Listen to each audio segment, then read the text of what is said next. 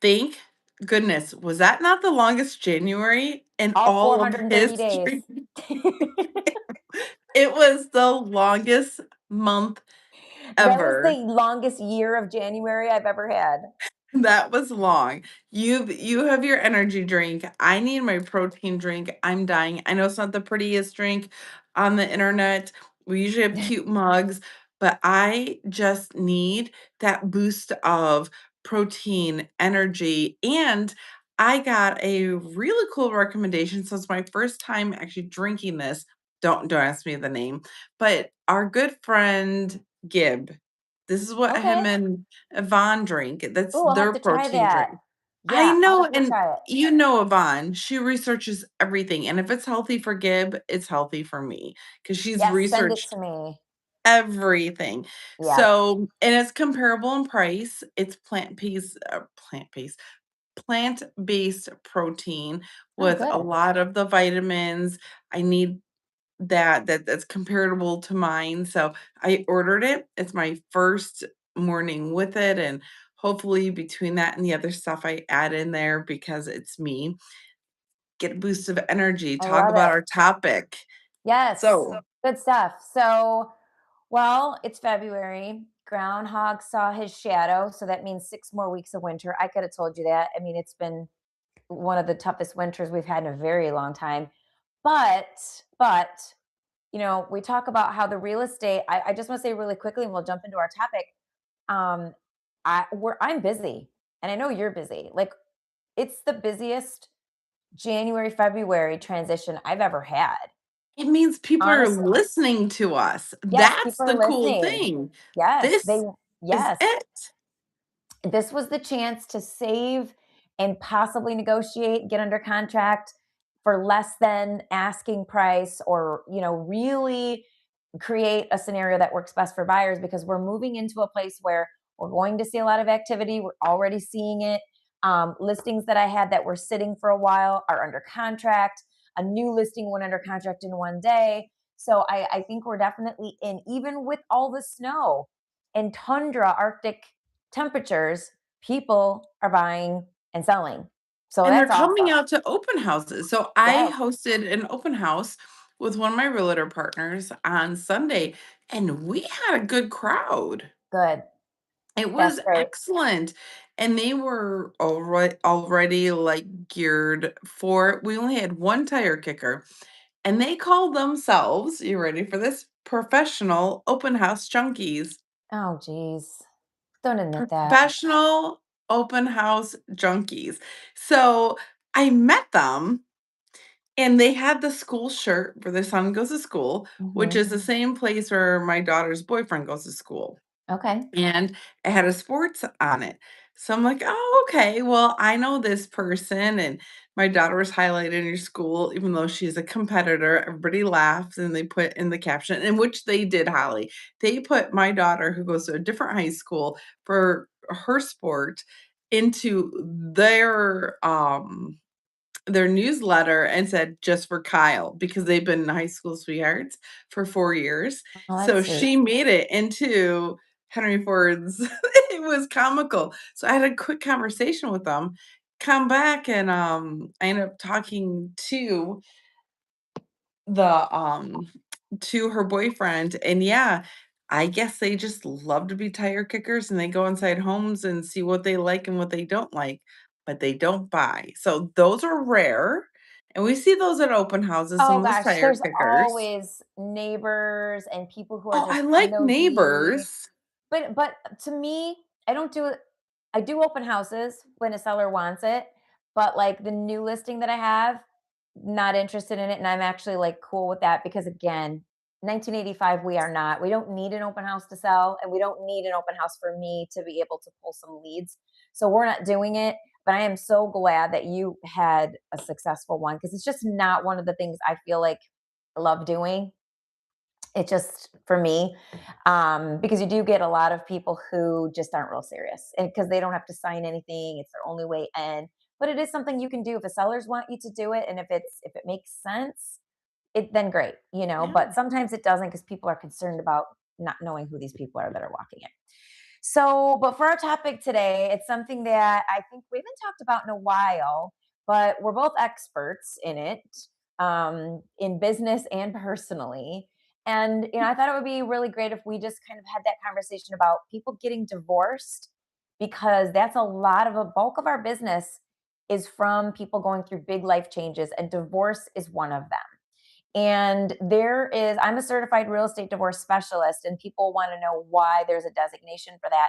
The reason is because it's very different when you're buying and selling in a divorce. There are some real big pitfalls that, if you don't know about them, can severely hurt you and could potentially make you homeless. We don't want that to happen. So I think it's a great topic for us to really talk about. You and I are both divorced. We've been through the process. So we've been through the front of the court and divorce and all of that. So it makes us uniquely positioned to really understand the process from the inside out and how it affects moving forward. So, And also having that understanding from both sides of an individual of a couple that are going through divorce and how we speak the language of, okay, where you at now? Where are you mhm, going? And what does that look like? And to yeah, have that communication of being able to say, all right, you're here in this process. You're here at this step. You've already contacted your attorney. This is where you're at. What's your next step? mhm. It's one of the most important scenarios where you need a plan. And we've all worked with people who didn't have a plan. And then we came in and were able to help them get a plan. Oop, I don't know what happened with you, but you are all whited out. There we are. Wait, She's back. Okay. okay. We've worked with people who don't have a plan and helped them get a plan. But the best solution to all of it is, if you're considering getting divorced, they say the average time that someone considers before they file is 3 years. And I can agree with that. For me, that's about what it was too. I didn't just jump right into it. Most people don't. When you're in that period of time where you're trying to decide if you're going to get divorced, I recommend talking to an attorney, obviously, to look at everything from a legal perspective. But also, you want to look at your finances with a lender to basically say, look at me on paper by myself. Mhm. And you can ballpark maybe what you think you might get. Again, you're ballparking, so you can't hold somebody to these numbers, but what it might look like, where would I need to be in order to buy? And that's like a great time to really take a look at, not to say that's going to determine what you do, but you do need to understand on your own what you're qualified for. And Yeah. if you sell the house and you can't buy, you need to know that before that house gets listed. Like, that's really Well, important information. it is, and what's important about this is that you and I discuss this all the time. You have the one question when it comes to real estate and divorce, marrying the 2 together, what do we do with the house? That is the biggest question. Then Mhm, there's 3 answers, and everything there's only 1 or 2.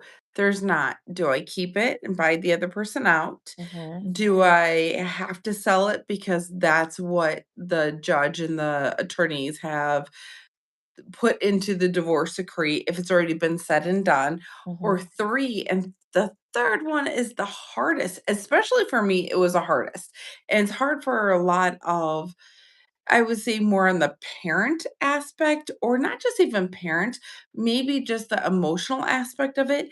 Should I keep it? I could, but should I? Should I take right, that step back? Should I really take it easy?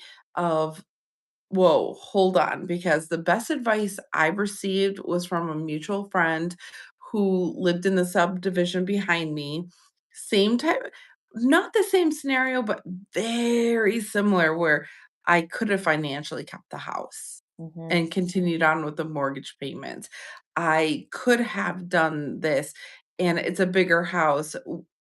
So she came in and she's a professional. Same thing, professional. The husband was okay with, or her ex-husband was okay with her staying inside the house, buying him out over a certain time, mhm, selling it, and then splitting the proceeds. That's one way, but she gave me some really good advice. By the time she stayed there for about a year and a half with her daughter, oh, almost 2 years actually. eventually when she sold and they found their new place, that felt more home than the last year and a half because they Okay. made something of their own. And Yes. they took something and they took this huge, like, that's a big house. That's a huge square footage. She mirrored mine of about 2,800 square foot home, 3,000 when you add in the basement. It was a lot of square footage for her and one child. And it's me and one child. Should have I done it? Well, clearly I'm not, because 'cause I'm not there. I ended up deciding to sell. My ex-husband and I made that conscious, decision to sell, and you're, of course, a realtor. But that Of is the course. biggest question. That third one, and how do we get organized to know Mhm. how to answer that third question? So if you can afford it, is it something you should really do? Right. And as a realtor professional, you must go through that a lot as well, determining that third difficult one because we all want that feeling. We want to keep the kid in their bedroom, Yes. or this house means a lot to me because Mhm. I redesigned the kitchen, I did the bathroom, and it's sentimental. How do you help your clients remove that sentimental aspect out of it and in such a heightened experience that they're going through to help answer that third question? Because that to me was the most difficult. And that's you're hitting the nail on the head, and that's why I think just doing what we do, getting the certification, those are really great professional attributes, but when you've gone through it yourself and you understand, so when someone comes to you, you already understand, especially moms. It's typically more the women who are more sentimental about the home, typically. And I understand what they're coming to say is they feel like this mom guilt, right? Especially if they have kids, about the fact that they're just ripping their life apart, because you really are. That's what divorce is. You're literally taking a life and you're ripping it apart. There's no other way to say it. That is the truth. It can be done nicely, but you're still severing it. Okay. And so the initial maternal instinct is to want to preserve as much continuity as possible with their kids. So trying to keep the house in their mind, they think that's doing the best thing. So a lot of the conversation I have is acknowledging that, number one, I understand why you want to do this. I understand that you truly want to give your kids the best, right? Absolutely. You want to keep their life together. Here's my question to you, though. Let's look at the numbers first. So we talk to a lender. I want you to get all these numbers and I want you to create a budget. Now, I hate to say this, but too many times women will say to me, I've never done a budget. So that's the first problem. Yes. They don't know their finances. They don't understand what these bills are going to be, and they may not know how to budget. They don't know all of these numbers. So, my first job with them is not tell them what to do, but give them homework. I want you to run all these numbers, create your budget. Now, I want you to take a look at what your current payment is on this home. You mentioned buying him out or over time. So we can get into that in a minute because the numbers are obviously different. But I'm just saying, just take it like without even doing a cash out refi and having to pay him out. And now, that's going to change finances too. But let's say you just keep everything the way that it is. Can you even do it? What is your life going to look like? Are your kids, what's most important to them having a great life? What if they're in competitive sports? You want to keep them in those things. That's more important to me, is giving them the life that they want, lifestyle, opportunities, being with their Keeping it friends. as much as the same that you Exactly. And not just being can. house poor, just to keep the house. So that's the biggest thing. The numbers will speak for themselves most of the time. And they come to that conclusion and they realize, gosh, like you said, I might be able to swing it, but is this going to be the lifestyle that I want for myself? Do I really want to overburden myself? And God forbid something happens with my job, or something happens where we have a medical situation and I need extra money and I'm so strapped that I can't get it. So, what I try to counsel then once we have these numbers is, you are a good mom for making a decision that's going to put your kids first long term because you don't know all the variables. Wouldn't it be better for you to have a payment that you can afford and still have a cushion and not have to be stressed out? So that's essentially how that conversation typically goes. We have to get the real numbers and really take a look at, can you afford this house? Just because it says you can on paper, that might mean you can't even buy yourself a coffee or a latte. Number things are so tight. So we have to have a conversation about what our lifestyle looks like and what do we want to our lifestyle, because you're coming out of a divorce, it's depressing sometimes. It's really hard. So I like to talk about all the new, like what kind of life do you want? We kind of like dream a little bit. Where do you see yourself in 5 years? What do you want to rebuild for yourself? What does that look like? And what do we need to do to get you there? And how can we structure things now? Most of the time, they find out that they just can't even do it. It's just too much because the practicality of many times the other partner who's not keeping the home needs a payout. So, in order to do that, when they come to you and say, okay, we need to do a cash out refi, I need to give him X amount of money. Now that's going to change the payment. Payment's going up, right? It's not going to just be that payment. Now you are subsequent to the new rate because you might have been locked in at a 3%, right? Now the whole thing has to be refinanced in order to give him some money. So it doesn't always end up being the best financial decision. No, and the another big thing, another question I get when selling, all right, that means I need 5% to 20% down. That myth is still out there that people think that they need 20% down. They don't need that. Now, is that Right. helpful? Does that help with some negotiations? Absolutely. If you Hmm. want to invest in the home, absolutely. Then you don't have mortgage insurance, absolutely. But the nice thing that was implemented within mortgages is that when you get a divorce, you default quickly back to a first-time home buyer. So you Yes. get first-time home buyer perks, which Hmm. is great. So here you can go and buy a house for 3%.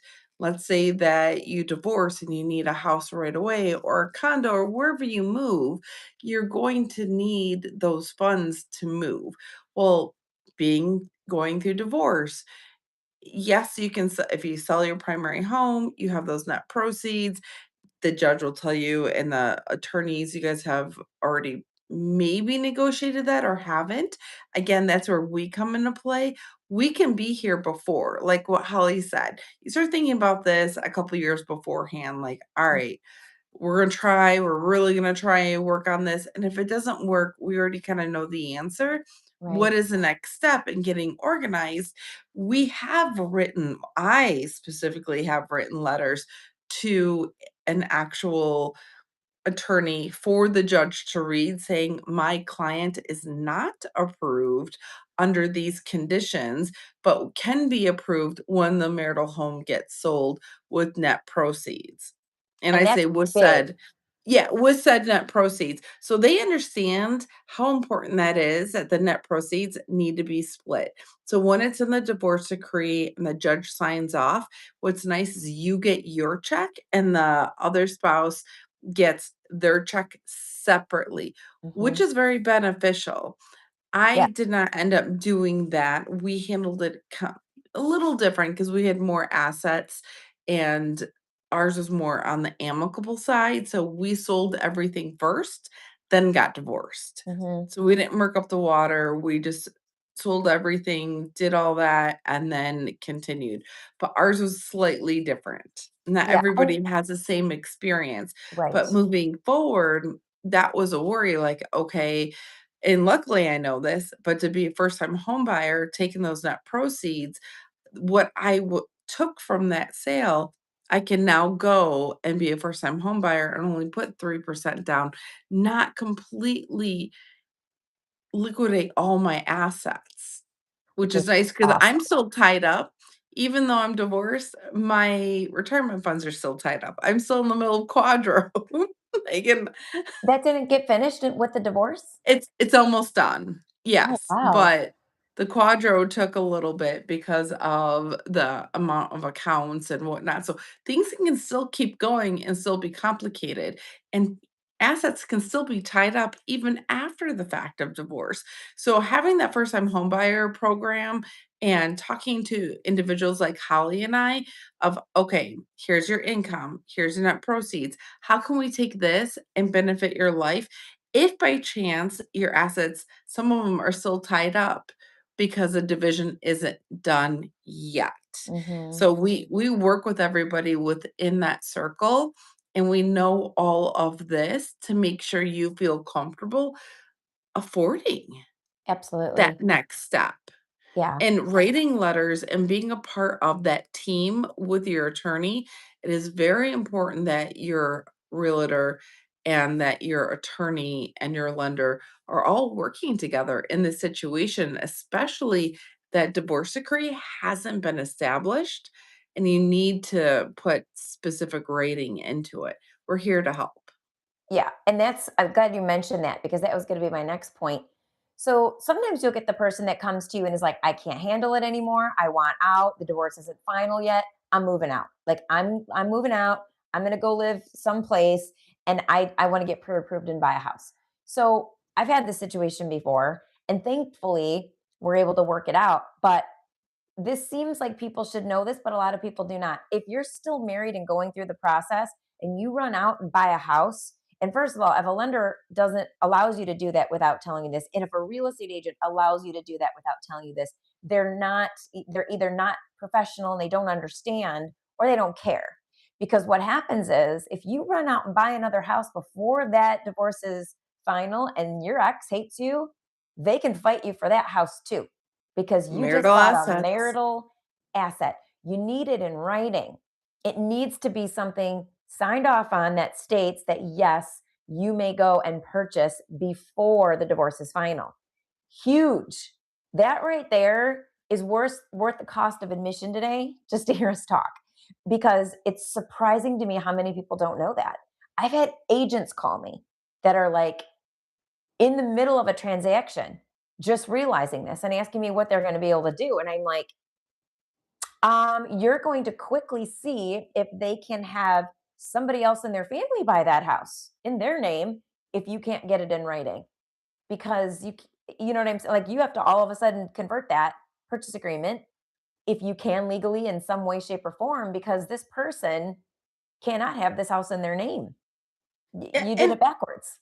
it is doable, challenging, but doable if both of you are not high contentious individuals, that you're not having conflict, if you guys are working towards each other, that you both know that you wanna purchase. But your attorneys have to agree to this, and the judge needs to sign it. Has to be That's in key. writing or it doesn't Has to exist. be signed by a judge that this is not a marital asset and that it has been approved for you to go purchase. Now, again, that's where my letter comes into play. That's my communication with that attorney or attorneys, and I've been CC'd with other attorneys saying, "Okay, this is where both couples are at," because I've worked with Mhm, both couples before. This mhm. is where they're both at financially. They have to sell the marital home in order to move on to their next destination, whatever that may be. So that letter of mine will help convince that judge along with those attorneys this needs to be done before the divorce is even final because divorce can be complicated. You're still waiting on the child custody. You're still waiting on division of retirement assets. You're Mhm, still dividing other things. But to move on this way, it is possible. But again, it takes that organization and you mhm. just can't shove it through. No. But it is slightly possible and it has to be done the right way. You and I have had, just like you said, pose that question. Well, I can go buy, he won't care, he owes me. I hear that all the time. He So owes many me. times have we heard that, "Oh, he would never X, Y, and Z." I I don't know always who owes say, what. "You're getting No one's divorced. You don't know what he would do. You see the absolute no. worst in people when they're going through a divorce. Do not think you know. If I had a dollar for every woman that told me this is going to be an amicable divorce, we can share an attorney. I want to be like, oh, novice, you're such a novice. And they never listen to me the first time. I always say, well, you'd be the first, honestly, that I've worked with and that I know personally and they all Mhm. come back going, man, you were right. I just thought this was going to be easier. I thought that X, Y, and Z. And I'm like, you're getting divorced. You have no there's no pre-knowledge of what's going to happen.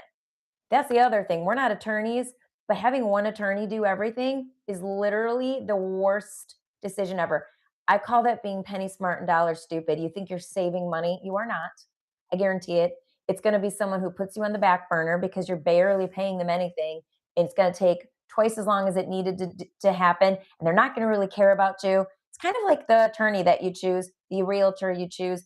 If there's levels of service you're getting, you're going to get what you pay for. Discount a Discount discount divorce anything is a bad attorney, idea. discount realtor, Bad idea. discount this. Yep. Yeah. It's like those discount shoes that fall apart after 2 weeks. Sheen. Oh, look it. I got a Oh, shirt for $5. My threads are coming out. It's not even making it through the first time you're wearing it. It's falling apart at dinner. It happened to my daughter on her 21st birthday. She spent a lot of money on a dress. The thing was falling apart. I think I told you that story. Mm, Someone had to bring you another dress. did. It was ripping, but she paid a decent amount for it. I'm like, again, you get what you pay for. So and it always makes me so sad. I always refer our good friend. Not many people take me up on it because these days it's about $20,000 to put down to get a good attorney. If you're putting $5,000 down, which is what I did, or even 3,500, actually I put down 3,500, you're not going to get an attorney. 3,500 goes so fast with how much work they have to do, and they're paying all their legal aides $200 an hour, whatever they're paying. It goes fast. So if they're not getting anything from you, you're put on the back burner, right? So if you want to get it done and get it done right, have somebody go after and get you what you need to move forward, you do need to put some skin in the game. A lot of people say they can't afford to do it. And then one person came back to me and said, I'm going to end up paying 3 times as much because I didn't do what you told me to do. And I always Which felt guilty because I feel like, gosh, this isn't my money. I understand, but I'm not going to feel guilty anymore. I'm just going to say, hire a pro, hire the right person. You're getting divorced. This is a very big life decision. Don't be cheap here. This is not where you become cheap. And if you can't afford it yet, make a plan, put some money aside, and then go do it. This is why maybe it takes 3 years. You can't just run and do it. Hate to say that. Now, if you're in a bad situation, don't stay in a bad situation. But clearly. again, it's you are having a judge decide on how the rest of your life's going to go. And Cece, you were talking about splitting up all these accounts. I didn't have any of that. But if you do have that, for people who do have these accounts, you want to make sure it's done properly. You mentioned a quadro. Again, we are not financial advisors, we're not attorneys. But if your attorney doesn't mention something called a quadro, qualified domestic QDRO, qualified domestic something order, whatever it is, QDRO. If your attorney doesn't talk about that with you, because a lot of attorneys will get someone else to do that because they're not certified in that, or they Yeah, farm so that I have out. a whole separate attorney for That that, so that that is the specializes that is proper thing to do. just in that. Yeah. And if they don't even mention that to you, you probably aren't with the right person. Okay? Because financial assets, you're making a decision that's going to direct the rest of your life. Now, I'm not saying you can't go out and make your own money, but if you have kids and everything, you're setting up your own little nest egg for how the rest of your life's going to go. If this doesn't go right, you don't get a redo. Like these are important. These are It important is. financial decisions. This is not the time in life to pick the cheapest person. If I'm going for plastic surgery, which I would never do, I don't want to be cut up. But if I was, I'm not going to the guy that's the cheapest. I'm sorry. I'm not going under the knife with the guy that's the cheapest. Not going to do that, right? I'm going to the person that has the best, you know, everyone's happy with them and maybe they paid more, but fine. Because you want it done right the first time. You don't want to have any additional issues and concerns. And you don't want to have a huge issue long term because, again, you got the one that was like buy one, get one free. Absolutely. Right? Don't And do that. BOGO. Don't do the BOGO when you're going through divorce. no, no, Please. and it comes down to your team. So let's circle back to real estate and divorce. Yeah. And that's what this topic of our show is today. The divorce meets real estate. What that looks like, how to plan that out, what is important. There's so many questions that come along with it.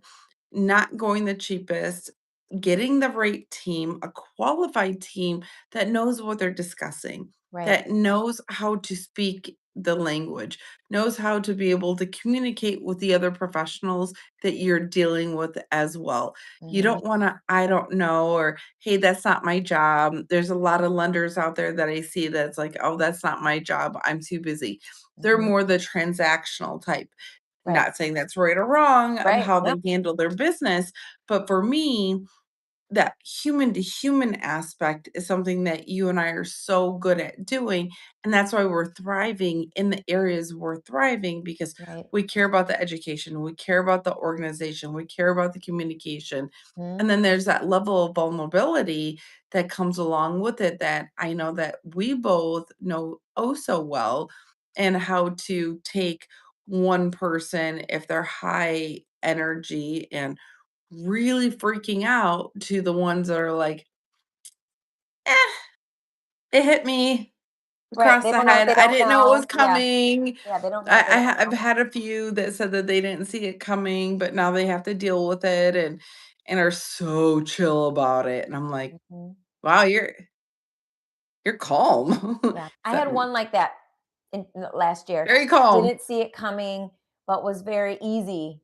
to deal with and did everything that he was supposed to do, but yeah, I think it's just such a loaded topic because there's so many. I mean, it would take us all day to talk about all the nuances, but the biggest ones are like we've mentioned, before you sell the house, where are you going? So it's almost like work backward. Um, if you have to sell, sometimes they know right away we have to sell, or they just decide we don't neither one wants to stay here. Find out from a real estate agent who can do a net out sheet for you. Call a realtor, let them come and sit with you, do a full market analysis so that now you have a net out sheet, which is going to show you all the costs to sell, where you're likely going to transact, what is your payoff on the house. So you know what money you have going forward. Now you can call your lender and say, hey, I'm going to have X amount to put towards a house and I'm going through a divorce. Here's my situation so far. And of course, the lender is going to have questions like, do you have kids? Are you going to pay child support? Are you going to receive child support? Are you going to pay alimony? Are you going to get alimony? Something else that you do that people don't know is you look at different loan options for people. So typically, everybody wants a I do. conventional loan, and we've done lots of topics and talk about why, because you don't have to pay private mortgage insurance if you have 20% in. With FHA, you're paying it the whole life of the loan. um, and there's not the extra layer of like the appraisal comes also with that other inspection with FHA or a VA. So with this situation, now this is one of those caveats where if you're getting divorced and you're going to get child support, you only need 3 months of that proof Yes. Yeah, instead of so 6 months with conventional. each loan has different guidelines. Which, if you don't know them, how do you use that to your benefit? Just Right. like what Holly was saying, if you have that government-backed loan, FHA, they give you this opportunity to only need 3 months consecutively paid months with the, divorce decree establishing that child custody and the support that goes along with it to Mhm. utilize it as income. So, Yeah, again, it comes back to that conversation of, do we keep the house? Can I afford it? What does that look like? Because if you need to live with that child support and you need that child support income to make this house a go, that's okay. There's nothing wrong with that. But if you can afford a house without it, you have a little more breathing room. right, And in order to sit there and come ahead and get organized, that's where this conversation comes to full swing of, okay, what is your goal? How can we use programs I have? And I have tons of programs that can help out for first time home buyers because you default to one. Child support. Do you need it? Yes or no? Then that changes the spec of a loan. And there's so many benefits to it. FHA is 3.5% down. Yes, you have mortgage insurance, but it's so low for you to get the home. You refinance in a year anyways, or watching rates decline. So we all kind of are in the mindset of, all right, it's temporary, but let's get the house for the kids and yeah, take that step back.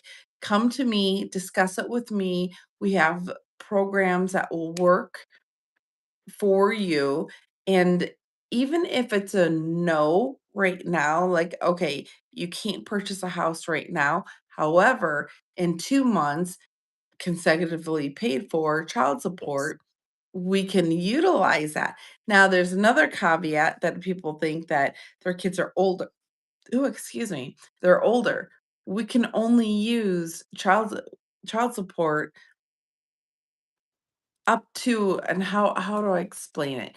That it needs to be 3 years of consecutively paid. So, for example, Oh, if I thought it you was have 2 8, years. Is it 3? it's 3. Oh, okay. Oh, so if the kid So, is 15, that's the cutoff. th it's a hard one. So Yeah, you have to make sure, and I had a client that ran into that, we need to see that it's going to be an income for quite a while. This yep, isn't like I have a 17-year-old and I'm gonna get this money. It doesn't work like that. But right, that's where the organization comes into play that Holly started discussing in the beginning of this video, in live video actually, because we're live on YouTube right now. But if you're watching it, and hit the bell and subscribe, being able to have that conversation and getting organized is huge, because what if what if you're talking to your coworker and they're like, "Oh yeah, I got divorced. I use child support as an income, no big deal." Well, her situation could have been way different than yours. So mhm, again, I advise you to come talk to us. Let us hear what you're going through so we can advise you to the right direction, right, sell, purchase, how that goes, as well as talking to, if we can talk to um your attorney, what that looks like, or if you're already divorced, it's already said and done. Okay, mhm. what situation are you in now? Send me your divorce decree. I'm not going to be searching through the full divorce decree. And when I get divorce decrees, I have some that are actually like 40 pages long. Oh, they're so long, some of them, I know. There's some of them can get Yeah, super long. I'm not sitting there no, being nosy. We know what we're looking for. We know the the structure of it. There's no judgment. right, I've read enough divorce decrees. It's really hard to shock me. yeah, Really, let me say it again. Really hard to shock me at yeah, this point, because I don't care. I don't care about this. And even bank statements. Holly, let me say that, let me do a little caveat there. Another reason why some people don't want to, they're ashamed, is they don't want people to see their bank accounts. right. I don't care how much you go out. I don't care that you go to the Starbucks or Big B Coffee at the exact same time every day. I could care less. I just wanna help you get to the home you want. That's all Exactly. I care about. There is no judgment.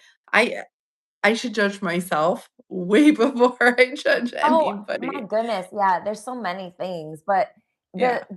the root thing that you hit on, and I wanna just make this really clear, is when we talk about time frame. This is part of making the plan, right? It goes back to making the plan. So if you know you need 3 months of those child support payments to count as income, now when you're talking to me about listing and I'm running all of the data, if it looks like things are selling rather quickly in your area, and I can look at your house and I'll know if we're probably going to sell quickly based on what I can see, maybe we don't list straight away because we can only ask for a total of 60 days. And we haven't been asking for that in a long time. You can't get any more than 60 days occupancy if somebody is getting a loan. They have to take possession. That's part of the agreement they're signing at closing. They Mhm. will have keys within 60 days. Um, Anything more than that, you're considered an investor or it's got to be a cash deal. So you have to schedule that. We need to know these things because we don't want you to be closing and not have enough occupancy time. Where are you going in that gap period? Right. So sometimes people will make an interim plan. They're okay with that and they'll move twice. Other times we need to make sure that it doesn't matter that the best time to list is, spring. If it's going to make you homeless for a month and you have nowhere to go, then we have to wait, because we don't know exactly when you're going to get an offer, but we also want to make sure we use our wisdom and how to set that up. So if you're working with an agent that is so desperate that they just hurry up and take your listing and get you listed without realizing, asking. Again, they don't understand the caveats of these. I feel like it should be a drinking game. The word caveat's been used way too often. I just heard that in my head. I'm like, stop using that word. Anyways, but if you don't But work there with is those somebody, there is nuance, isms, nuance. nuance. Let's use nuance. Yeah. If you don't work with somebody who understands that and is just thinking about themselves and the transaction, you're not going to put yourself in a good place. So you do need to work with people. Again, comes back to who you work with. We've said that if we said it once, we've said it 100 times or maybe 1,000.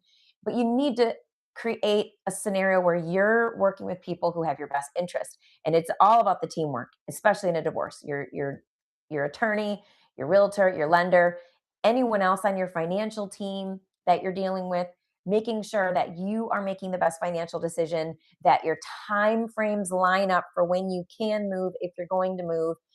You want to make it a smooth transition as you possibly can, especially if you have kids. We all know that that's what everybody wants to do. So what's the best scenario is the least amount of stress. You're already in one of the most highly stressful situations you can go through in your human life.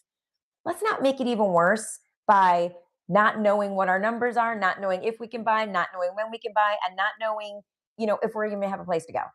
You don't need to have that happen. That should never be your scenario. Should never have that situation. Again, you mentioned the Scary. divorce, and maybe the divorce is going to be done quickly, but maybe somebody needs 6 months before they can buy. So they put it in the divorce decree that on this date, the house must be listed. Sometimes they'll have a date, the house has to be listed by this date, and they have to follow that. So the person who's moving out maybe isn't going to be able to get their money right away because the other person does need to stay there, and there's no other way around it, and they work that out through the divorce decree. Again, that's okay, but you need to get it in writing and know what your options are, and make sure you have a good attorney so that if let's say you're not the one instigating the divorce, the other person is, and you're going to be homeless because maybe you've been a stay-at-home parent and you don't have a job. You have to figure all this out, and it can be put in there that you have X amount of time to do that. You just have to have a good attorney that fights for you in that way and doesn't just become lazy and say, oh, no, you just have to sign this. Oh, no, you're just going to have to figure it out. There's a lot of attorneys that will do that, unfortunately. I've heard some real sad stories. It's true, and again, that's where I come into play, and I can say, "We need this amount of time," if she Right. or he needs alimony or the Hmm. child support to move on to that next chapter, but yet they are going to be homeless, they have nowhere to go, then they have to sell the house within X amount of time for those net proceeds to make all parties happy. Again, that's where that letter comes in. Hey, we need those net proceeds at this specific time. So that's huge. Again, communication with all of these professionals going to Hmm. make your life much easier in the long run through the divorce process. Exactly. And I have something interesting I want to say. I've noticed this is the first live where we haven't had any comments or questions. I know, I it's think so No, dead. I know why. I believe because I can see that people are watching, but this is a very personal topic. This is the kind of thing where people don't want to put their questions out for everyone to see, and we totally understand that. So if you're watching and you've got some questions, you can reach out to us, and we're more than happy.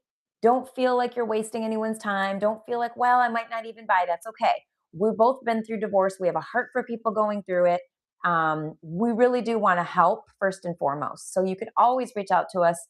We can really try to guide you through the process and give you maybe next steps and just help you through getting those questions answered. Again, you got to get some education. You got to get your questions answered to give you like some peace of mind about some things. So my contact information is at the bottom of this.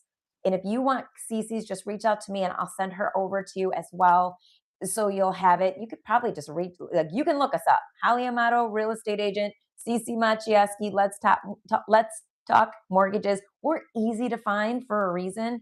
Reach out Yes. to us. We would love to help you and answer your questions. Because again, if I was considering divorce and watching us right now, I probably wouldn't be typing my question, not knowing who's going to see it. So I totally get that.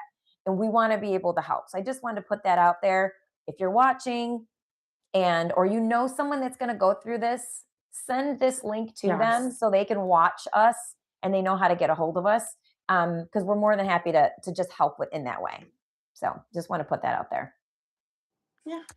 And we have a little surprise coming. One of the reasons why I wanted to talk about this too is we have an upcoming podcast that we don't have too many details to share yet, but we are going to be putting something together where if you're going through a divorce in real estate and need a mortgage and all the things and a great attorney, we're going to be having some great topics. Not all of them are going to be heavy. This one's probably a little bit more heavy because it's like informational, really important legality things that you have to look into with an attorney and just protection over yourself. But we also have some fun topics too, where we have a good time talking about everything that comes along with this life transition, which is huge. So we're gonna have more info very soon, but I'm excited about it. I think it's gonna be a lot of fun. Coming soon. It's a coming soon. It's a coming Definitely soon. coming soon. We love coming Yes. soon. And like Cece mentioned earlier, if you're new and you haven't followed, go ahead and follow and hit that bell for notifications so you know when we're live. We're live Tuesdays, typically at 11 a.m. Eastern time. If there's a topic you'd like us to cover, you can just give us you can type it below. We're happy to cover it and answer questions. And that's what we love to do. We educate, we guide, and we're here as professionals in the industry. And we love being able to do what we do and help as many people as we possibly can. Yeah, Right. absolutely. Okay. Well, that being said, if you're in our neck of the woods, stay warm. We will see you on Tuesday at 11. And until then, everybody be blessed. Bye.